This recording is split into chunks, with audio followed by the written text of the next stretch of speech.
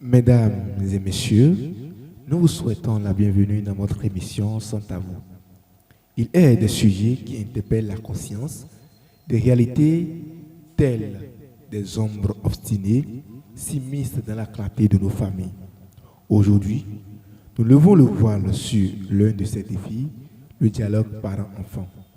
Ce pont parfois fragile, pourtant essentiel entre deux générations. Cette essence sacrée, jadis fluide comme une rivière paisible, semble aujourd'hui se heurter aux digues de la peur, de la pudeur et du silence.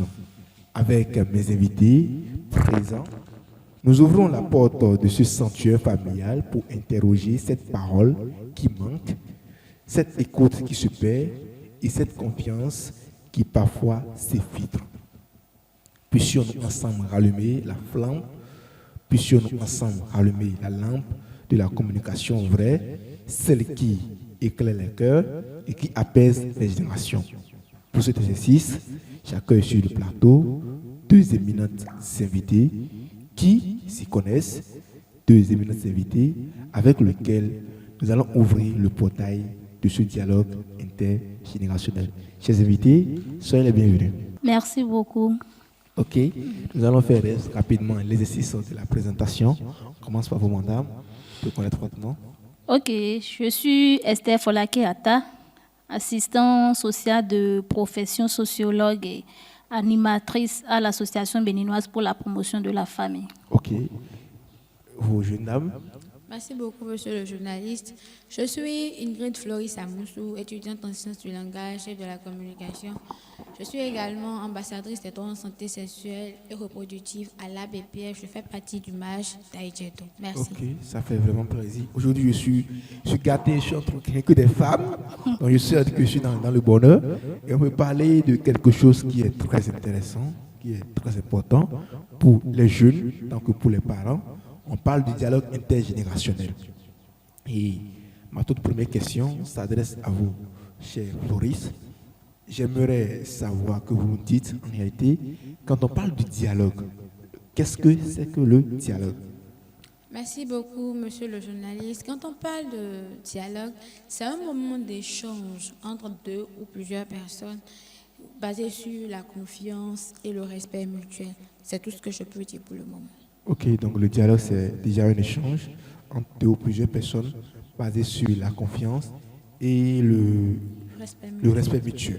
Ok, merci beaucoup. Et madame, on vient d'avoir une définition, ou bien je dirais une clarté de ce que c'est que le dialogue. Et quand on va dans le sens du dialogue parent-enfant, qu'est-ce qu'on peut retenir? Ok, merci beaucoup, monsieur le journaliste, pour cette question. C'est vraiment un réel plaisir pour moi d'aborder un thème si important, si crucial qui est le dialogue parent-enfant.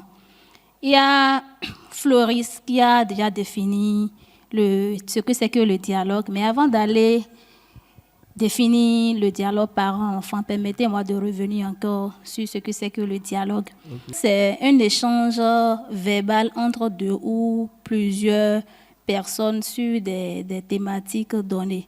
Maintenant, parlant du dialogue parent-enfant, c'est le fait qu'un parent échange, discute de manière ouverte avec son enfant.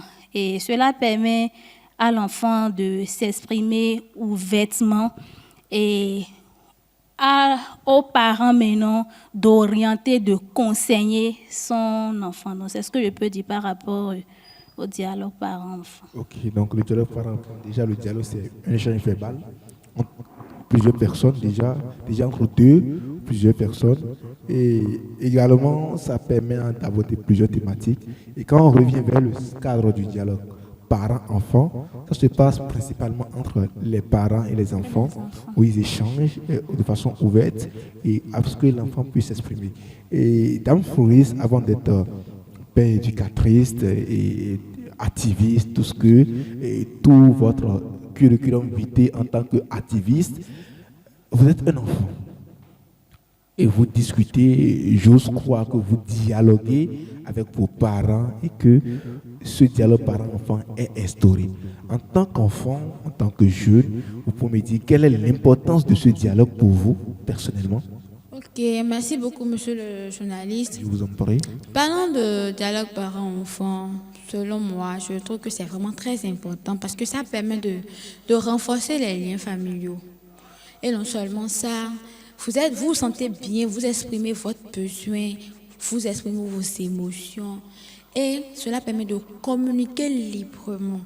Donc, quand je parle souvent avec mes parents et je me retrouve seule parfois, je me dis, mais parfois, quand je parle avec les parents, mais ça m'oriente comme l'animatrice vient de dire. Donc, je peux dire que c'est vraiment très important de communiquer parce que la communication entre un parent et son enfant permet de tracer un chemin à cet enfant, permet de revoir les liens familiaux, d'être plus soudés. Merci beaucoup.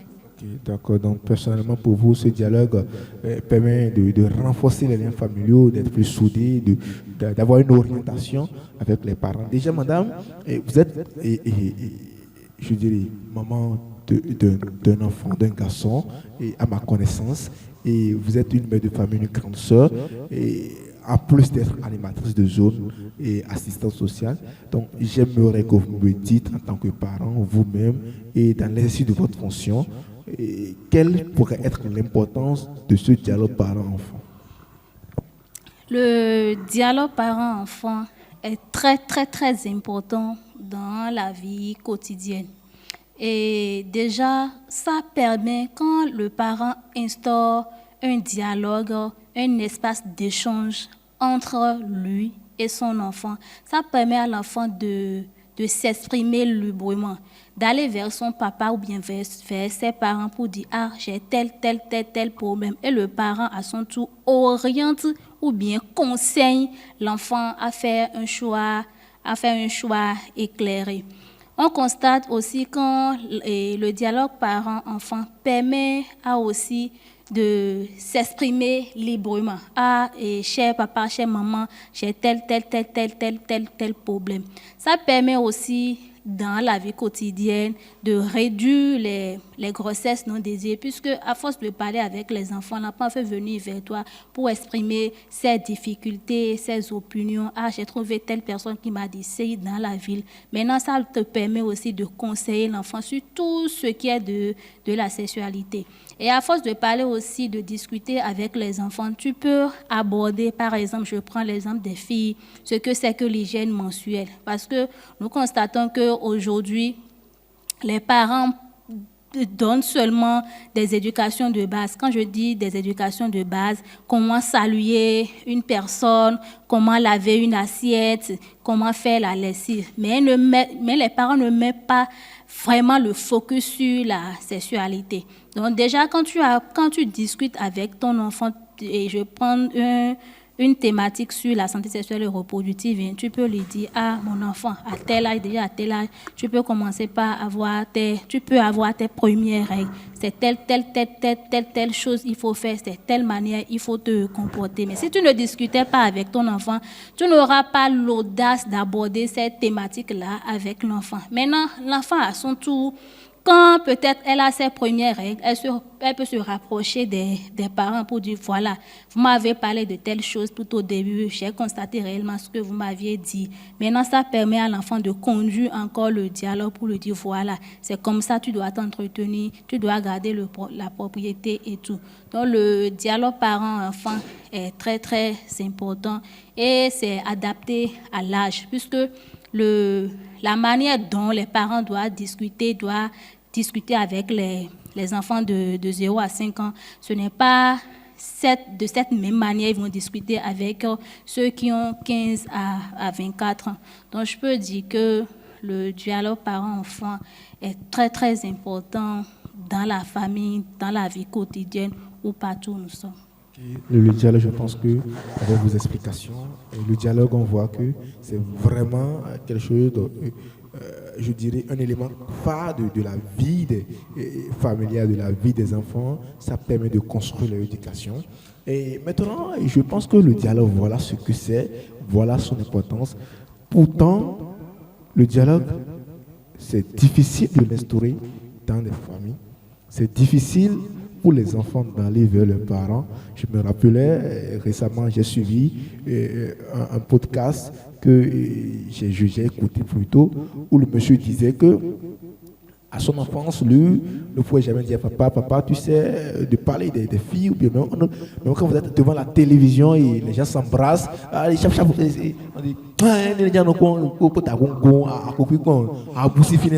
donc il disait ça, le monsieur disait ça. Donc on voit aujourd'hui que il y a beaucoup de choses qui entravent le dialogue parent-enfant. Dans Floris, vous êtes jeune, vous êtes femme, ça fait même un plaisir parce que aujourd'hui on constate que les garçons ont beaucoup plus cette flexibilité de parler avec leurs parents quand ils commencent à avoir quelques âges.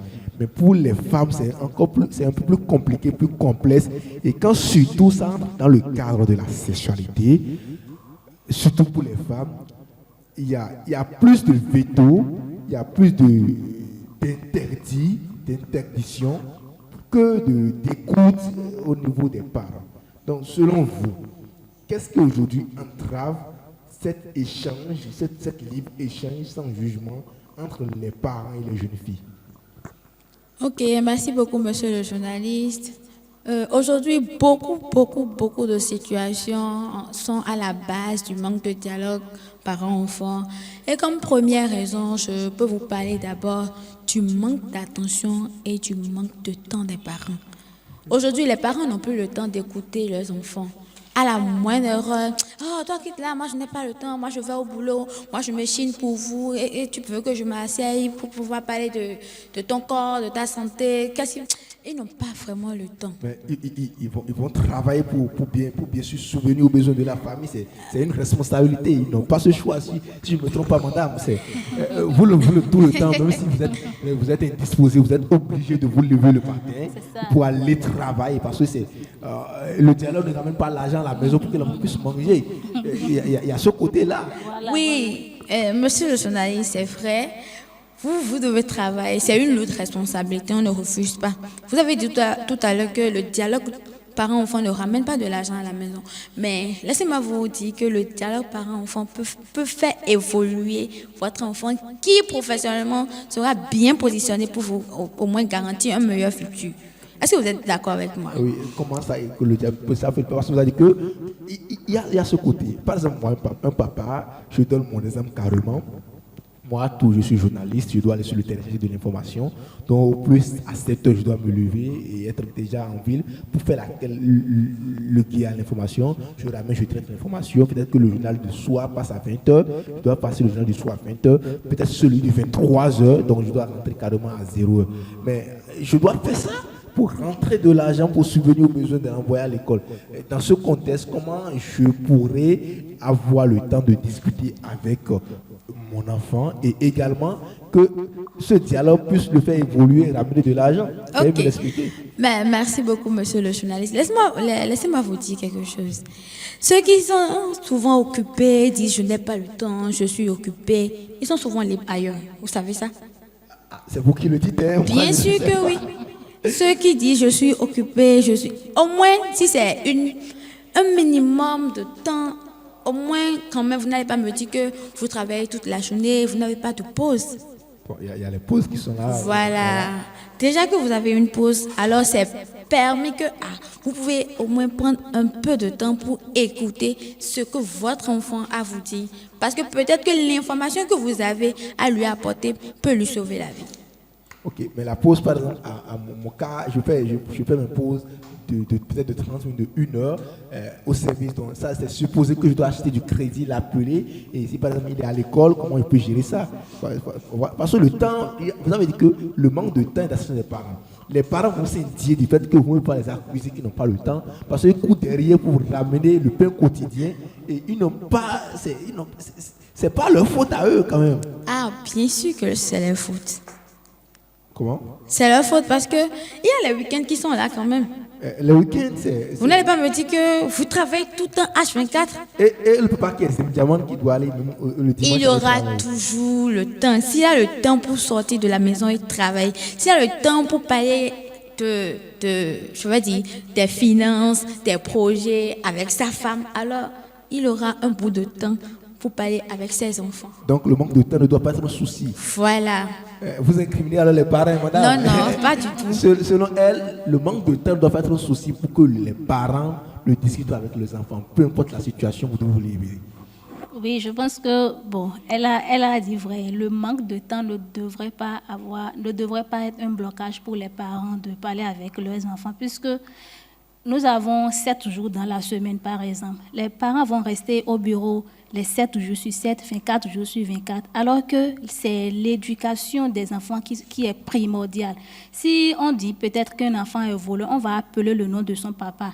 Alors que je pense que même à la maison, il ne faut pas prendre peut-être 1 heure, 2 heures, 3 heures, 4 heures pour dire que tu veux éduquer ton enfant. Il faut chercher juste peut-être une petite opportunité, même à la maison, en mangeant. Tu peux rassembler tes enfants pour dire, peut-être on peut commencer par une histoire et tu commences l'histoire, tu profites de cette opportunité-là, de cette occasion-là pour commencer par dialoguer ou bien commencer par communiquer avec ton enfant. Ou bien peut-être vous allumez la télévision, par exemple, peut-être c'est un feuilleton qui passe, tu peux profiter de cette occasion-là. Mais quand tu dis que tu n'as pas le temps, pourquoi tu as fait des enfants alors? C'est la rue qui va éduquer tes enfants à ta place et tu te dis que tu n'as pas le temps. Donc la faute revient toujours aux parents. Et je vais peut-être donner un exemple. J'étais sur le campus la dernière fois et il y a un docteur qui parlait du dialogue, l'importance du dialogue parent-enfant. Il disait que bon, c'est un docteur, il a un enfant de 4 ans. Donc, souvent, sa voisine lui dit, quand elle parle de la sexualité avec son enfant, puisque j'ai dit tout à l'heure que la sexualité, l'éducation, c'est dès le bas âge. L'éducation qu'on donne à un enfant ou bien à un adolescent de 0 à 5 ans, c'est pas de cette manière, il faut communiquer avec celle ou celui qui a 15 à 24 ans ou bien. Donc, il essaie toujours de dialoguer avec son enfant qui a 4 ans. Un jour, il lui dit, si quelqu'un touche à ton slip là, il faut dire, maman a refusé, papa a refusé, c'est ton corps, d'accord, les seins là, c'est pour toi. Et il a envoyé l'enfant en vacances chez sa cousine. Maintenant, ses cousines, je peux dire, sont douées en la matière. Les enfants de la cousine sont doués en la matière quand on parle de la sexualité, c'est qu'ils connaissent tout et tout et tout. Donc un jour, les enfants de la cousine s'approchent de son enfant et disent, viens, on va faire quelque chose. Viens, on va faire ce que papa et maman font. Viens, on va faire ce que je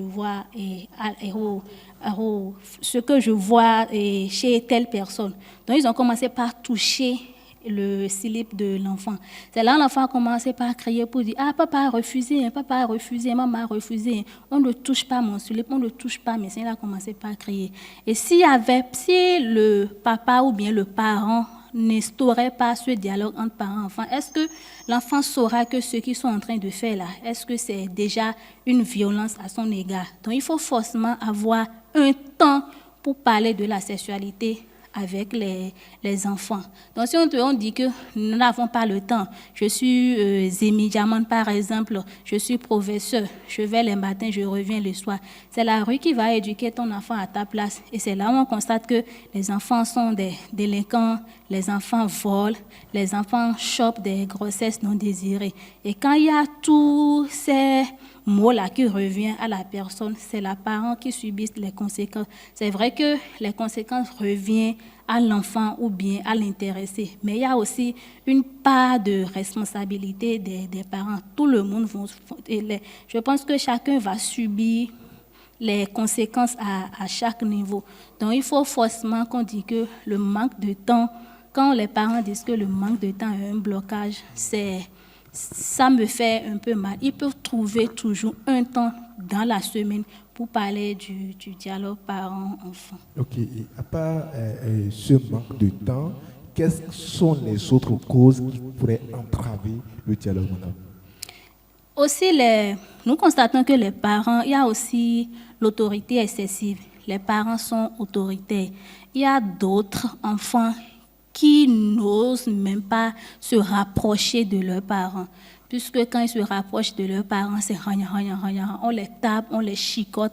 Les parents, excusez-moi, deviennent des chiens à la maison. Alors que les parents doivent instaurer un climat de confiance pour attirer les enfants. Donc, quand il y a l'autorité excessive, ça peut constituer aussi un blocage pour le dialogue parent-enfant. Il y a aussi les enfants qui ont souvent peur d'être jugés. Si je dis ça maintenant, bon, papa va me taper ou bien papa va dire que c'est parce que tu as fait telle chose que telle chose t'a arrivé. Il y a aussi la société qui considère toujours la sexualité comme un sujet tabou, où on dit que en notre temps, tu ne peux même pas te rapprocher de ton parent pour parler de la sexualité. Donc, voilà, alors que nous sommes au 21e siècle, ce qui se passait à l'époque, ce n'est pas la même chose qui se passe à l'heure actuelle. Tout a changé. Voilà, Internet est partout, les réseaux sociaux sont partout, où l'enfant peut aller sur les réseaux sociaux pour se renseigner. Il suffit juste de poser une question à ses parents et le parent est incapable de répondre. Peut-être que l'enfant les parents on les répond, mais ne veut pas dire parce qu'ils se disent que non, c'est là ou bien celui-là, c'est un petit, je ne peux pas lui dire. L'enfant, il a directement sur les réseaux sociaux pour aller se renseigner ou bien pour aller avoir des informations. Mais quelle information? Ça serait peut-être des informations, des fausses informations. Donc, il y a aussi la société qui considère toujours la sexualité comme un sujet tabou. Donc, c'est quelques exemples de blocage qui amènent les parents à ne pas parler de la sexualité avec leurs enfants. D'accord. Et Tam Fabrice, madame a dit tout à l'heure, il y a de ces blocages-là, la peur du jugement, l'audace, un peu de tout. Donc je vois que ce sont les blocages du dialogue. Maintenant, si on va aller vers le sens, d'abord pour instaurer le dialogue, je n'aimerais pas vous demander comment instaurer le dialogue, mais je vais plutôt demander ça à madame, puisqu'elle est une mère de famille. Mais à vous, je vais vous demander, quand on parle du dialogue, selon vous, un bon dialogue, parce que c'est bien le dialogue, il y a le mauvais dialogue, mais l'essentiel, le dialogue parent-enfant, ce qu'on souhaite, c'est que cela soit un bon dialogue. Est-ce que le bon dialogue est-il caractérisé par certains éléments, ou bien y a-t-il des distinctions qui permettent de juger que ce dialogue-là est dans le bon sens et c'est un dialogue constructif entre parents et l'enfant? Oui, monsieur le journaliste, bien sûr que oui, il y a des caractéristiques qui prouvent que ce dialogue est un bon dialogue. Et comme première caractéristique, je vais parler de truc là, l'ouverture d'esprit. Parce que lorsque vous parlez avec votre enfant et que vous dialoguez vraiment avec lui, il avait des points d'ombre sur certaines choses. Mais lorsque vous parlez avec lui de façon aisée, il se sent bien dans le dialogue, alors il a une ouverture d'esprit. Et vous ne devez pas le juger. Parce que lorsque vous le jugez, c'est que vous lui demandez de se renfermer. Après ça, je vais vous parler de la confiance. La confiance. Cet enfant vous fait confiance désormais. Il se dit que, bien sûr, donc si j'ai besoin de quelque chose, je peux aller vers mon père, je peux aller vers ma mère, lui exposer mon problème. Et là, il se sent à l'aise en lui-même. Si je dois vous donner une troisième raison, je dirais que le dialogue parent-enfant permet à un enfant de se développer. Il développe ses sentiments, ses émotions. C'est tout ce que je peux dire. Ok, d'accord. Madame, le dialogue, je dois le caractériser d'un bon dialogue. Quels sont les critères pour l'évaluer? Il y a plusieurs caractéristiques. Je peux citer en autre le respect mutuel. Le respect mutuel en ce sens que le parent ne doit pas humilier l'enfant. Quand tu humilies l'enfant, je pense que la prochaine fois, l'enfant ne viendrait plus vers toi pour te parler d'un sujet, quelconque sujet, même si ce n'est pas sur le plan de la sexualité. Autre caractéristique, je peux parler aussi de la disponibilité des parents. Il faut que les parents soient disponibles pour les enfants. faudrait pas que les parents disent que c'est non, c'est le service. On s'occupe des collaborateurs qui sont au service, mais on oublie les enfants qui sont à la maison. Alors que enfants d'aujourd'hui, adultes de demain, ce sont nos relèves de demain. Donc il faut qu'il y ait la disponibilité, même si c'est 5 minutes par jour, il faut que le parent réserve ça pour son enfant. Et autre caractéristique, je peux parler du confiance de soi. Il faut toujours orienter, guider, trouver des solutions pour l'enfant. Donc, c'est ce que je peux dire par rapport aux caractéristiques. Ok, d'accord, et c'est bon. Donc, le bon dialogue, c'est ce dialogue qui permet d'ouvrir la conscience, ce dialogue qui se fait avec l'ouverture d'esprit, ce dialogue qui instaure la confiance, ce dialogue qui se fait sans jugement, ce dialogue qui, au lieu de, je dirais plutôt, de se renfermer, de renvoyer l'enfant, c'est ce dialogue-là qui ouvre les bras à l'enfant pour dire viens, on va pouvoir échanger. Donc, aujourd'hui, il y a dans plusieurs familles je dirais plutôt des tensions, où le dialogue n'était pas instauré d'avant, en même temps, et les parents sont comme chien et chat. Je le dis parce qu'on est dans la communauté locale, on entend, on voit beaucoup de choses qui se passent, le dialogue n'est plus là. Maintenant, les parents sont intéressés à instaurer le dialogue. Puisqu'il y a une chose, le mal est là, et les conséquences sont là. L'enfant que vous recusez, on dit, c'est Victor Hugo qui l'a dit, un enfant qu'on enseigne est un homme qu'on gagne.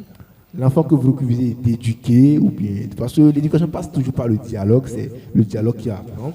L'enfant que vous refusez d'éduquer finira dans les rues demain et recevra l'éducation de la rue. Et surtout qu'il y a Internet aujourd'hui, les réseaux sont partout, il va s'informer sur Internet. L'école qui, excusez-moi du mot, devait être un enseignant est devenue l'école où on vous apprend uniquement le savoir-faire, pas le savoir-être. Vous allez à l'école, c'est les mathématiques et autres, alors qu'on avait dit enseignement. L'enseignement reconnaît à enseigner les valeurs de la vie. Mais ça s'arrête au CM2. On finit civisme. Si je ne me trompe pas, c'est au CM2, ça s'arrête. Donc, quand vous commencez, alors que la vraie vie de l'enfant commence en classe de 6e, où il commence pas à s'ouvrir aux gens. Donc, le mal est là, les parents veulent effectivement restaurer le dialogue. Madame, dites-moi, face à cette situation, comment un parent d'alors peut instaurer le dialogue aujourd'hui, ou comment un parent qui est nouvellement parent peut-il instaurer le dialogue? Alors, il faut que les parents instaurent vraiment le dialogue parent-enfant. Sinon, si je me rappelle, avant d'aller sur la manière dont les parents doivent instaurer le dialogue, je vais donner un exemple. Je vais dire que je suis même un exemple vivant. Un exemple vivant. Je me rappelle, à l'époque, mon papa a nous avons de difficultés, c'est ça, nous avons de difficultés à aborder notre papa. Quand on entend sa voix là, tout le monde se cache sous la table. Ouezumbe, tout le monde se cache sous la table. Toi, tu es qui pour rester au salon? Quand on allume la télévision, on entend la voix de notre papa là, même à 500 mètres de la maison. Tout le monde à la cuisine, tout le monde se couche et tout. Toi, tu es qui pour rester au salon? Donc, nous avons vraiment de difficultés. Si ce n'est pas notre maman, je me dis, on serait où aujourd'hui? Puisqu'on ne sait plus qui irait pour avoir des conseils. Même peut-être, mais si tu rates les cours à l'école, tu ne peux même pas oser aller vers ton papa pour dire, je vais aller chercher cahier pour recopier les cours. Il va te dire, toi, tu es qui? Même si ton ami vient, si c'est fille ou bien garçon, pour dire je veux pas y cahier là, c'est avec des coups de bâton, on le chasse. On chasse la personne. Donc je me dis que ça a vraiment une répercussion sur nous. Et la seule chance que nous avons est que la maman était là, notre maman était là, elle n'était pas d'accord, mais elle n'avait pas la voix solide pour pouvoir nous défendre. Mais quand elle sort, elle nous dit de faire telle chose, oui, et apprenez vos leçons, faites ci, faites ça, faites ci, faites ça. C'est elle qui nous a orientés. Mais comment elle a fait? Et puis, la majorité de ces enfants, par la grâce de Dieu, sont ceux qui sont aujourd'hui. C'est qu'elle a instauré un climat de confiance. Okay. Elle a instauré un climat de confiance. Si vous avez quelque chose, approchez-moi, dites-le moi, je vais vous trouver des solutions.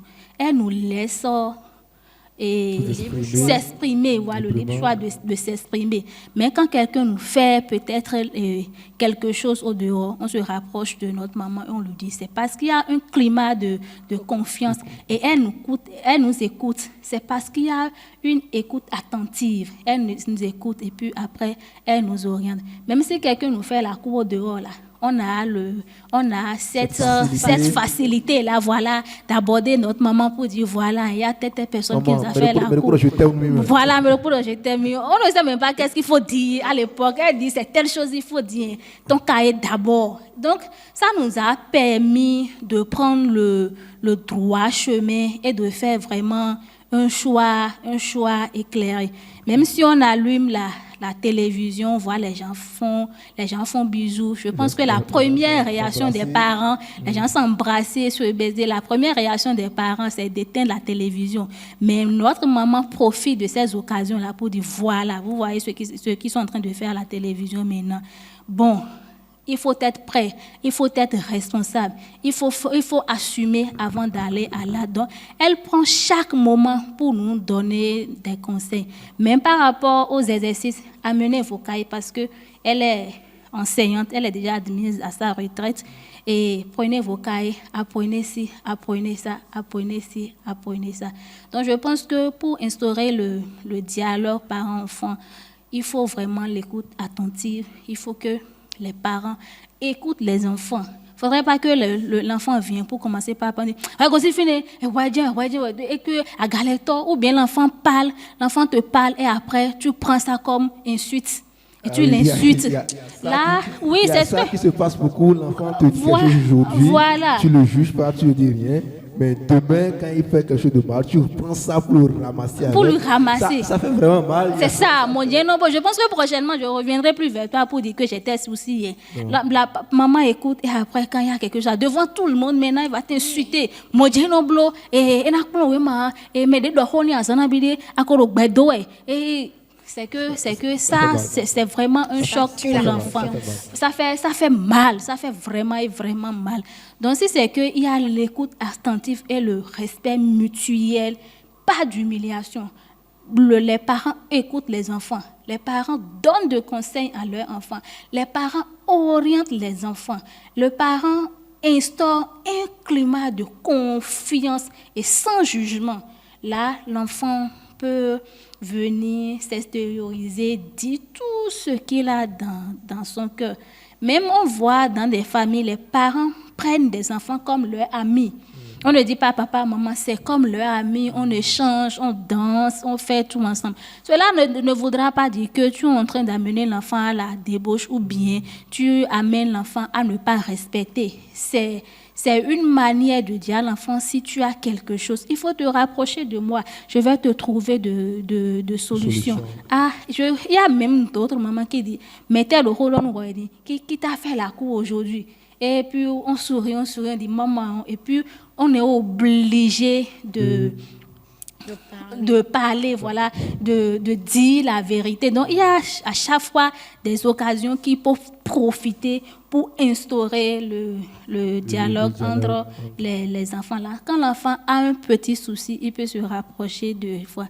Donc, pour résumer, pour instaurer, il faut vraiment un climat de confiance. Il faut l'écoute active à l'égard de l'enfant. Il faut aussi prendre l'enfant comme ton ami, comme ton frère, comme ta soeur. Là, il faut apprendre aussi à l'enfant à dire oui. Et que le oui soit un oui sécurisé, bien sûr. Okay. Il faut apprendre à l'enfant à dire non. Le non, c'est non. Le oui, c'est oui. Il faut que ton oui là soit vraiment un oui sécurisé. Là, je pense qu'avec ça, l'enfant serait très libre, très joyeux de se rapprocher de ses parents et parler. Sinon, si on ne fait pas ça, là, on ira se renseigner dans la ville, chez nos copains, chez nos copines. C'est là où on commence à assister aux ambitions démesurées. Parce que quand tu vas chez la personne, elle va t'apprendre ce qu'elle fait et elle est comme ça. Peut-être qu'elle n'a pas bénéficié d'un dialogue en son sein, d'un dialogue parent en son sein. Ce qu'elle a bénéficié, elle va t'apprendre. Toi-même, là, tu vas suivre cette personne-là bêtement. Et bienvenue les grossesses non désirées, bienvenue les maladies sexuellement transmissibles. Bienvenue les grossesses non désirées, bienvenue les dégâts, les maladies sexuellement transmissibles. J'avoue que le temps est passé, on n'a pas vu le temps passer, la régie est en train de me faire la main depuis mon moment. Je m'essaie de les calmer puisque le temps est parti. J'ai encore des questions, je ne sais pas, on va revenir peut-être dessus. Mais Dame Floris, en tant que femme, en tant que jeune, dites-nous en quelques phrases ce que vous attendez des parents pour instaurer un bon dialogue. Merci beaucoup, monsieur le journaliste. En tant que femme et en tant qu'enfant, je vais dire, de nos parents, nous voulons que les parents nous accordent un peu de leur temps. C'est vrai, nous savons que nous sommes une charge pour eux, mais s'ils peuvent faire de leur possible pour nous accorder un peu de leur temps et avoir une écoute active et attentive à notre égard, sans nous juger, cela nous fera plaisir. Ok, d'accord. Donc, un peu de temps, une écoute et sans jugement. Mais vous n'êtes pas une charge, hein. Si vous dites ça, les parents seront mécontents. Vous n'êtes pas une charge parce que tout parent aspire à avoir des enfants, à bien éduquer, que son dira bon. Tu vois, aujourd'hui, son Excellence, Monsieur le Président Patrice Talon, je m'incline. Ses parents sont fiers parce que c'est quand même le président. Voilà. Donc, de la République. De la République, voilà. Donc, les parents, vous n'êtes pas une charge, c'est vrai. Ils courent de gauche à droite, mais c'est pour votre bien, c'est pour notre bien. Donc, qui nous accorde un peu de temps. Mais les parents, avant de venir ici, les parents m'ont dit de vous dire quelque chose à vous jeunes. Laissez un peu vos téléphones. Laissez un peu les réseaux sociaux. Laissez un peu TikTok, Facebook, Instagram et tout ce que vous savez avec. Vous avez tout le temps pour tout ça. Quand les parents sont là, ils vous parlent. Les parents se plaignent qu'ils veulent vous parler. Mais vous avez tout le temps dans votre téléphone, les écouteurs à l'oreille, tête baissée, vous ne les écoutez pas. Ça les énerve. Ils vous commandent des fois et vous êtes tellement dans le téléphone que vous n'arrivez même pas à faire ce qu'ils vous disent. Aujourd'hui, avant, on disait c'est les feuilletons. Merci à l'OATB. Bon, je le dis merci à l'OATB. Les gens ne peuvent l'incriminer et d'avoir coupé les feuilletons de 21 à 22 heures qu'il faisait quand nous on était enfants. Merci beaucoup à lui. Et ils ont ramené des séries africaines de notre valeur. Merci beaucoup à lui. Mais la télé classique n'est plus là. C'est les réseaux sociaux. On voit tout dessus. Et nous sommes la génération XYZ, tête baissée. On est intelligente 7, mais avec l'explosion de l'Internet, de l'IA, tout le temps, c'est le téléphone. Les parents vous demandent d'oublier un peu vos téléphones et de se concentrer un peu sur eux. Vous avez demandé du temps, de l'attention, ils sont prêts à vous l'accorder, ils sont prêts à instruire le dialogue, mais les devoirs avant les droits. Soumission avant réclamation, dit-on. Écoutez-les, soyez soumis, exécutez vos devoirs et certainement les droits envers votre rencontre, ils ne verront jamais. Mesdames et messieurs, c'était le dialogue parent-enfant. J'ai reçu ce plateau des jeunes, un jeune du MAJ Aïdjedo, également l'animatrice du MAJ Aïdjedo. Comme je l'ai dit, cette initiative, sans tabou, est portée par le pont du MAJ Aïdjedo, en collaboration avec Phoenix Media. C'était Étienne Tonovi pour votre plaisir. À la prochaine. Merci de nous avoir suivis.